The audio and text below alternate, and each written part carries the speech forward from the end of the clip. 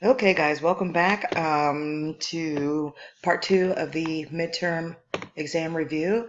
I think the last time we left off with doing the fraction of decimal, and I'm not sure if it caught on to the last 2 minutes of recording because I think I ran out of time. I can only record 15 minutes at a time on these. So if you were doing the fraction of decimal video, which is the one before this ended up being the final answer, 0.88. Just wanted to make sure you had that too, and please remember that the videos also have the worksheet and answer key attached to it, so you can check your own work. Okay, so in this section, we are going to do long division with remainders as fractions. Yay!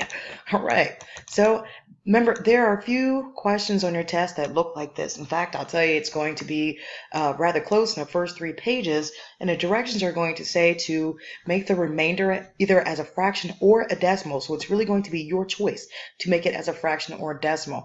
If you like doing the decimal version better when it comes to dividing fractions, and remember, division is fraction, okay, are fractions, so you would understand that this as a fraction will look like this. And in the first video, I was showing you how to do this, which is the same thing. Okay, so if you are more comfortable with putting your answer into decimal form when it comes to dividing, then stick with the first video and watch that. I prefer that you also know both methods, and that is taking your answer with a remainder and making that into a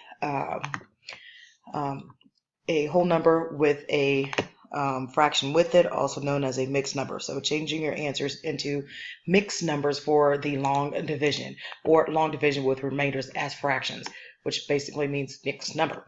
So enough blah, blah, blah, blah, blah. Let me go ahead and get started. Okay, so I have 5 will go into 60.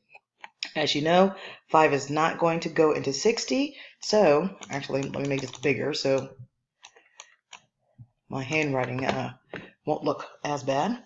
So 5 will go into 60. Now you can do 5 will go into 60, or remember in the first video I was showing you I do it 1 digit at a time.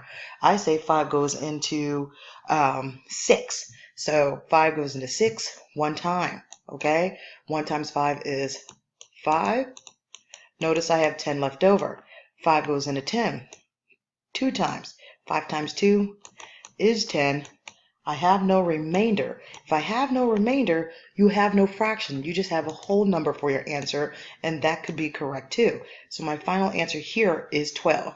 Now, just for a moment, I'm going to go back and show you the division that lots of other people do. Instead of just looking at 5 goes into 6, they look at the entire thing, 5 goes into 60. And remember, you could use your multiplication chart to help you with this. Let me find a multiplication chart. That's me posting my videos. I think I just turned my iTunes on. Dang it. So your multiplication chart. There we go. Okay. With your multiplication chart, you would look to see how many times 5 goes into 60. And as you can see, the answer is 12. So instead of taking the long way around, which people tell me, this is art, that's the long way. And I keep telling them I do that for place value purposes. If you looked at the first video, you know exactly what I mean by now. So, and just short way around, or what some people would normally do, they do the 12 times the 5, you would get 60, still have a remainder of 0, and 12 as your answer, okay? But remember, I am taking the long way around. I will look at each digit first, each number. So going to this one, 2 goes into 1, 0 times, okay? 2 goes into 17. How many times 2 will go into 17? 8 times. 8 times 2 is 16. 1 left over. Again, let me just back up for a second and talk about the long way and the purpose of that. If people are looking at 2 will go into 175 or even 17, I've seen a lot of students make a mistake and put the 8 here. Therefore, I'm messing up your entire fraction. It should not go under the first digit. It should go under the 7th or the 2nd digit, okay? And this is the reason why I put zeros for place value purposes, so that I know where each digit should go in the right place. Anyway, back to my problem. Remember, I was at 2 goes into 17, 8 times. 8 times 2 is 16. Subtract, I have 1. I'm going to bring down my 5. 2 will go into 15. 7 times. 7 times 2 is 14. I subtract. I have 1 left over. Okay, so remember, this part is taking division and doing a remainder as a fraction. So I'm not going to add a 0, add a decimal, and then a 0. I'm just going to take that remainder, take my whole number, take what I divided by, and turn it into a mixed number for my answer. Mixed number is the fraction that the question is looking for. Whole number is 87. Remember, your remainder is now your numerator. Your denominator is whatever was on the outside of the house. So final answer for this would be 87 and 1/2. 87 and 1/2. For number 2, remember the directions are it's long division, and you're going to make your answer into a fraction remainder. Going on to the next one. Well, I think this one's going to be pretty easy because you know it's going to end up as just a whole number without a remainder. 5 goes into 7 1 times. 1 times 5 is 5. 2 left over. 3 down my 5. What? 5 goes into 25. 5 times. 5 times 5 is 25. Well, look at that. That was easy. So there is no remainder, so I do not have to make a fraction. My complete answer is 15. However, I do want to say, sometimes I see people do this. They'll have their whole number. They'll see the remainder is 0.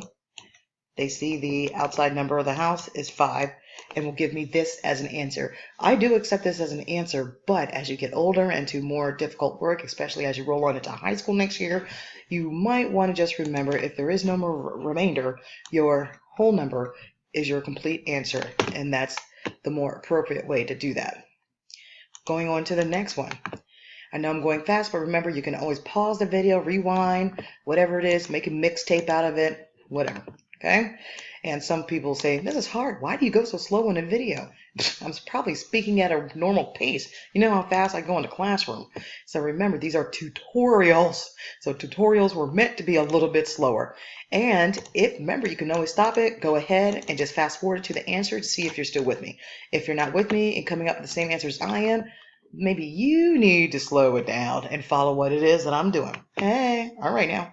Now, going to this one. 3 goes into 5 1 time. 1 times 3 is 3.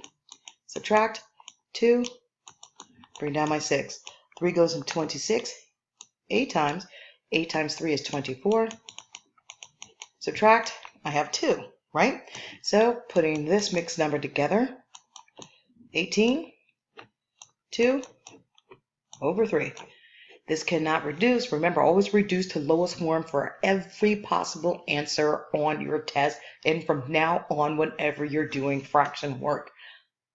Every time, no matter what you're doing, everything must be reduced. Forever. All right. So that answer is going to be 18 2/3. Moving on to another one. Remember, you can copy this worksheet. It is also on Heart Academy. And you can print it out, copy it, whatever, so you can follow right along with me with finding these answers. So I got a little bit of bigger numbers here, not a problem, right? 7 goes into 2. Remember, I like to do a 0 for place value purposes. Now I'm looking at 7 goes into 27. I know that 7 will go into 27 3 times, because 3 times 7 is 21. I subtract. 7 minus 1 is my 6. I have 6 left over, bringing my 3. Okay, so now I have 7 will go into 63 evenly, because it's 9. 9 times 7 is 63. 0 left over. So my answer here is just going to be 39. You do not have to keep that 0 in front of it. If you do, that's okay.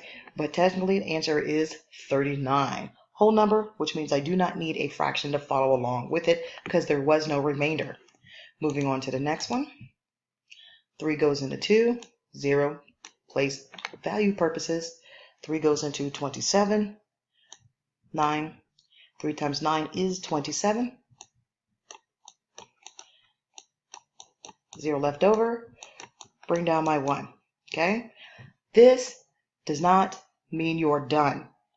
Simply because, if you remember from the first video, you're not done until there is a digit above every number in the house. I have a digit here, I have a digit here, I do not have a digit here. So I must divide. 3 goes into 1. How many times? 0. 0 times 3 is 0.